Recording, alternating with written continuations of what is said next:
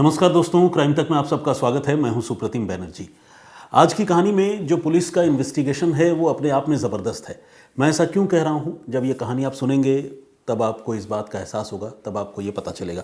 तो आइए शुरुआत करते हैं। 22 अगस्त 2011 की ये घटना है और जगह है कर्नाटक की राजधानी बेंगलुरु।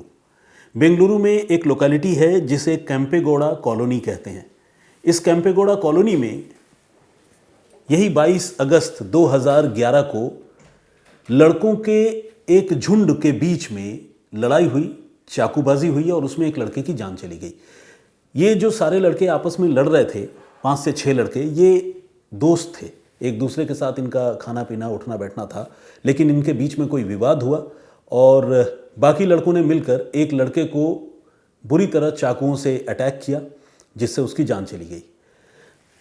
इस सिलसिले में जिस लड़के की मौत हुई उसके पिता ने लोकल पुलिस स्टेशन में एफआईआर दर्ज करवाई और चूंकि पिता ने नामजद एफआईआर दर्ज करवाई थी, ये बताया था कि उनके बेटे के दोस्त कौन कौन हैं जिन्होंने उनके बेटे पर हमला किया है या किया होगा, तो पुलिस के लिए इस मामले को सुलझाना कोई बहुत टफ टास्क नहीं था।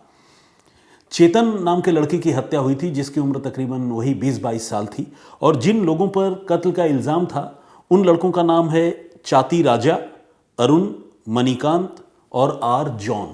तो ये 4 लड़कों पर इल्ज़ाम था। कहानी निकल कर ये सामने आई कि ये जो चेतन है इसने कुछ रोज़ पहले आर जॉन नाम के लड़के की पिटाई की थी और आपस का ही झगड़ा था।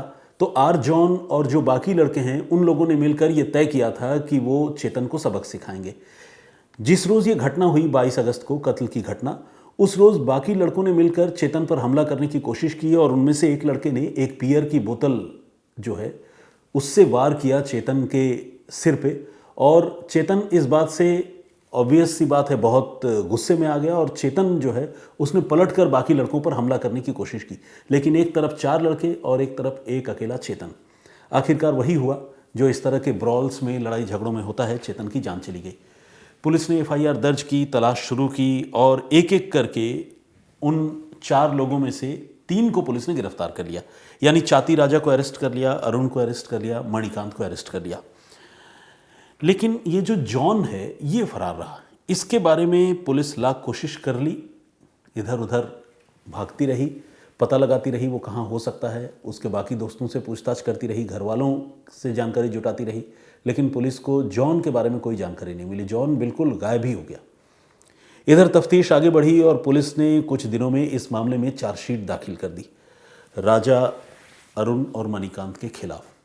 कुछ दिनों के बाद अरुण की मौत भी हो गई, डेथ हो गई इस मामले में। बाकी राजा और मणिकांत जो है वो जेल में थे। चार्जशीट दाखिल हुई और जब पूरे मामले का इन्वेस्टिगेशन ख़त्म हो गया और ये क्लियर हो गया कि अब जो है इन्वेस्टिगेशन को कोई नुकसान पहुंचा नहीं सकते हैं ये आरोपी, तो फिर बाकी के जो 2 आरोपी थे, राजा और मणिकांत, उन दोनों को कोर्ट से ज़मानत भी मिल गई। लेकिन जो एक और चौथा आरोपी था जिसकी मैं बात कर रहा हूँ, जॉन, उसका स्टेटस जस की तस रहा। वो बंदा कभी पुलिस को मिला ही नहीं। और ये शॉकिंग है ये जानना कि उस आदमी के नाम पर कोर्ट ने एक एक करके 20 नॉन अवेलेबल वारंट इशू किए, यानी 20 बार उसकी गिरफ्तारी का परवाना, जिसे वारंट कहते हैं, वो जारी किया गया। लेकिन 20 बार पुलिस खाली हाथ लौटी और पुलिस को आर जॉन के बारे में कुछ भी पता नहीं चला। दिन, महीने, साल गुजरते चले गए, लेकिन आर जॉन का कोई पता पुलिस को नहीं लगा। अभी जाकर पिछले जनवरी के महीने में पुलिस को यह जानकारी मिली कि जॉन के पेरेंट्स जो हैं वो इन दिनों बेंगलुरु में ही रहते हैं। पहले बेंगलुरु में रहते थे, बाद में कहीं और चले गए थे, लेकिन हाल में पुलिस को यह जानकारी मिली कि जॉन के पेरेंट्स बेंगलुरु में ही रहते हैं और जिस लोकेलिटी में रहते हैं उस जगह का नाम है व्याली कवल। जो लोग बेंगलुरु के हैं या आसपास रहते हैं वो इस लोकेलिटी से वाकिफ़ होंगे। तो व्याली कवल में पुलिस जो है वो जॉन की तलाश में या जॉन के बारे में पूछताछ करने के इरादे से उनके पेरेंट्स के पास मिलने के लिए पहुंची। वो बुज़ुर्ग दंपत्ति मिले भी, लेकिन उन्होंने कहा कि न तो उनका बेटा उनके संपर्क में है और न वो उसके बारे में कोई जानकारी दे सकते हैं। कुल मिलाकर तकरीबन 14 साल बाद पुलिस फिर से कत्ल के एक मुलजिम को तलाश रही थी और पुलिस के हाथ खाली थे। जो मुलजिम है उसके माता पिता से बात करने पर भी उनको जो है कोई पॉजिटिव रिस्पांस नहीं मिला। माता पिता की ओर से भी कानून को कोई उस तरह से कोऑपरेट उन्होंने नहीं किया और हार कर पुलिस वहाँ से वापस खाली हाथ चली आई। अब पुलिस को लगने लगा कि इस जॉन को आखिर कैसे ट्रेस किया जाए, जब पेरेंट्स भी कोऑपरेट नहीं कर रहे हैं, घर वाले भी नहीं कर रहे। पुलिस ऐसा भी नहीं कर सकती कि 14 साल बाद बुजुर्ग दंपति को उठाकर जो है उनको बिल्कुल 3rd डिग्री कर दे या कोई सस्टेन्ड इंटरोगेट करे। पुलिस जेंटली ही पूछ सकती थी इस तरह के मामले में। तो पुलिस पूछती रही, लेकिन जॉन के माता पिता की तरफ से पुलिस को कोई प्रॉपर आंसर नहीं मिला। इसके बाद पुलिस वहाँ से वापस लौटी और पुलिस ने बड़े ही खामोशी से, बड़े ही खुफिया तरीके से जॉन परिवार के बारे में और ज़्यादा जानकारी जुटाने की शुरुआत की। पुलिस ये समझना चाहती थी कि क्या इनका बेटा आर जॉन अभी भी बुजुर्ग माता पिता के संपर्क में है या नहीं है, और अगर संपर्क में है तो वो कहाँ रहता है, कैसे संपर्क में है। पुलिस इसके बारे में जानकारी जुटाना चाहती थी, लेकिन ये काम इतना आसान नहीं था क्योंकि घर वाले जो है वो बिल्कुल कोऑपरेट नहीं कर रहे थे।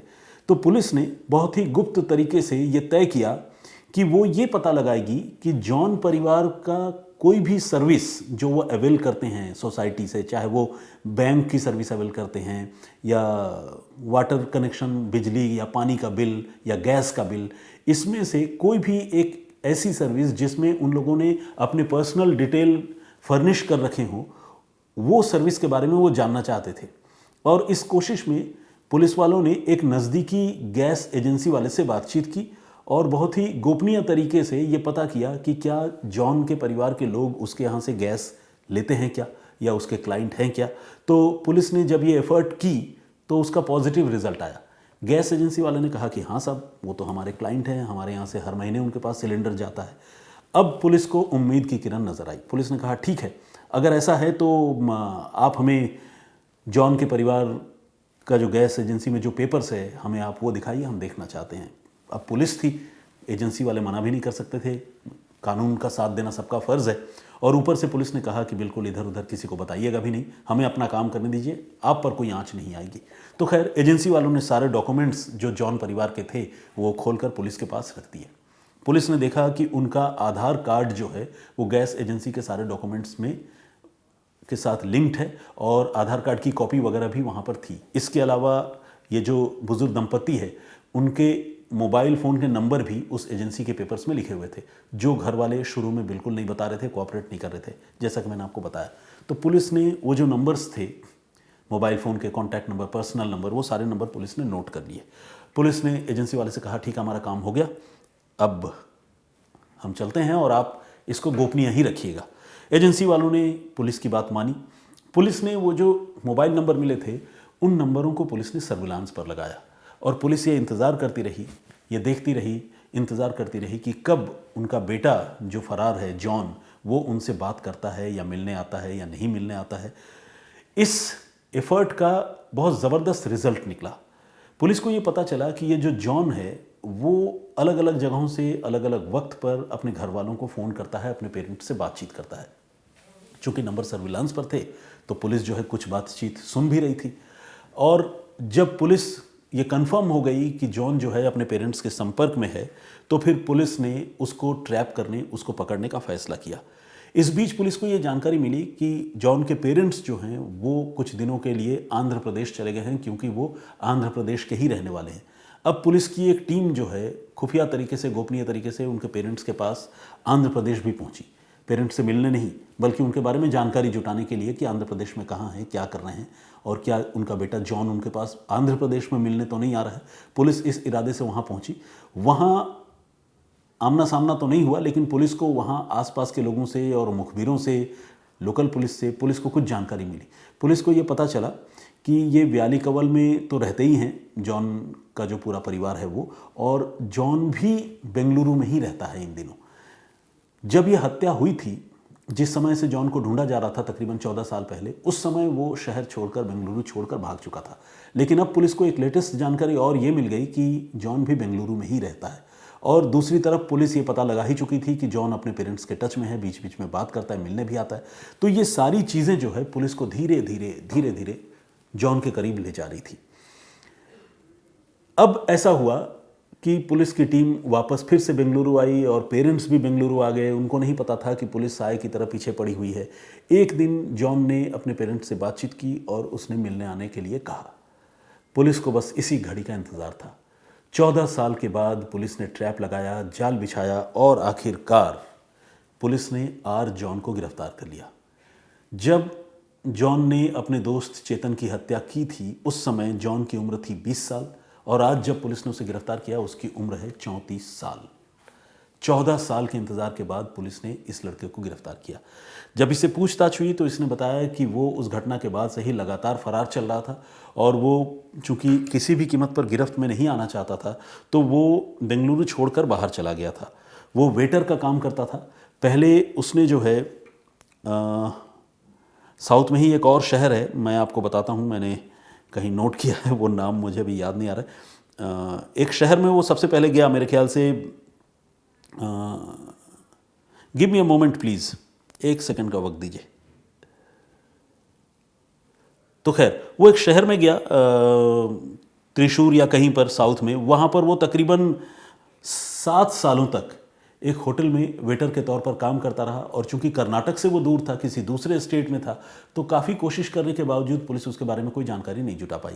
फिर उसको समहाउ कभी ऐसा लगा होगा कि यार बहुत हो गया यहाँ पर रहे हुए, या कोई कंफर्ट में कोई कमी आ गई होगी, या उसे लगा होगा कि अब मुझे डिकैम्प करके दूसरी जगह जाना चाहिए। तो फिर वो एक और सिटी जिसका नाम है होस्कोटे, वहाँ पर ये लड़का पहुँचा और वहाँ पर भी उसने वही वेटर का काम ही किया क्योंकि वही काम वो जानता था और बढ़िया से कर भी सकता था। तो वहाँ पर तकरीबन वो 6-6.5 साल तक वेटर का काम करता रहा और पुलिस उसे ढूंढती रही, लेकिन वो वेटर बनकर होटलों में लोगों को खाना खिलाता रहा और पुलिस को उसके बारे में कोई शुरुआती लीड नहीं मिली। 14 साल गुजर गए और अब कुछ समय पहले वो बेंगलुरु वापस आया था, अपने पेरेंट्स के टच में था। पेरेंट्स कोऑपरेट नहीं कर रहे थे, लेकिन पुलिस ने पैरेलल इन्वेस्टिगेशन करते हुए पेरेंट्स के जो डॉक्यूमेंट्स थे उनके बारे में जानकारी जुटाई, वेरीफाई किया और एक दूसरी जगह से पेरेंट्स के जो मोबाइल नंबर और दूसरे वैलिड डॉक्यूमेंट्स हैं पुलिस ने वो अवेल किए, हासिल किए और उससे फिर उन्होंने पहले पेरेंट्स पर नज़र रखी और फिर जब जॉन उनसे मिलने के लिए आया तो फिर पुलिस ने जॉन को गिरफ्तार कर लिया। तो इस तरह से कत्ल के एक मामले में, जिस मामले में पहले ही तफ्तीश हो चुकी थी, चार्जशीट दाखिल हो चुकी थी, एक मुलजिम की मौत हो गई, बाकी 2 मुलजिम ज़मानत पर हैं या हो सकता है कि अब जेल जा रहे हों या जाने की तैयारी हो, लेकिन एक मुलजिम ऐसा जो फरार था उसे पुलिस ने बड़ी मशक्क़त से बहुत लंबे इंतज़ार और इन्वेस्टिगेशन के बाद आखिरकार गिरफ्तार कर लिया।